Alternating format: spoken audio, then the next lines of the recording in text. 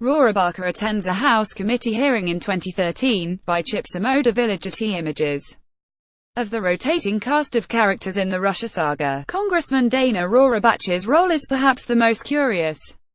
Though he has no formal ties to Donald Trump's campaign, the California Republican, whose consistent advocacy for warmer relations with Moscow reportedly earned him a Kremlin code name, has intersected with Trumpworld at critical points. Rohrabacher's reputation as a Russophile has never been a secret. The congressman has spent decades pushing for improved relations between the U.S. and Russia, and his support for Vladimir Putin reached such a level that, in 2012, the FBI warned the lawmaker that Russian spies were trying to recruit him.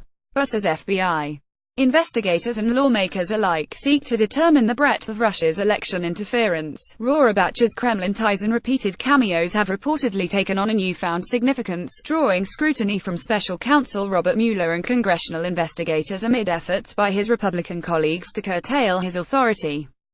Like Sergei Kislyak, Rohrabacher has always hovered around the periphery of the Trump-Russia story.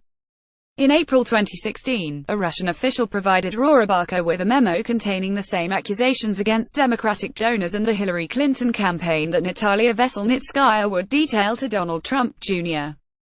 during their now-infamous meeting at Trump Tower months later.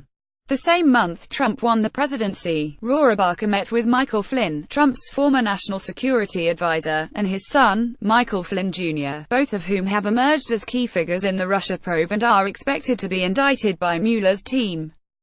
In February, Rohrabacher dined privately with Alexander Torshin, the deputy governor of the Russian central bank, who reportedly sought to set up a backdoor between Russian President Vladimir Putin and Trump. And this past August, Rohrabacher traveled to London to meet with WikiLeaks founder Julian Assange, whom U.S.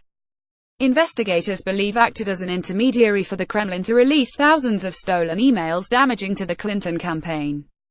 Rohrabacher dismissed the suggestion that any of these encounters were questionable, citing his chairmanship of the Foreign Affairs Subcommittee on Europe, Eurasia, and Emerging Threats, which oversees Russia policy, as the reason for them.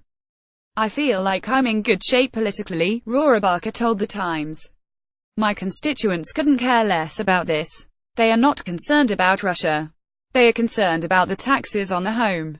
They are concerned about illegal immigrants coming into their neighborhood and raping people." According to the New York Times, Mueller is seeking to interview the congressman about his meeting with Flynn and Flynn Jr., while both the FBI and the Senate Intelligence Committee want to hear Rohrabacher's account of the meeting with Assange. Meanwhile, Rohrabacher's fellow GOP lawmakers have moved to limit his power. According to The Times, Ed Royce, the chairman of the House Foreign Affairs Committee, ousted Rohrabacher's top aide, Paul Berens, in July amid questions about his ties to Russian lobbyists, and exerted greater oversight over Rohrabacher's actions as chairman of the subcommittee.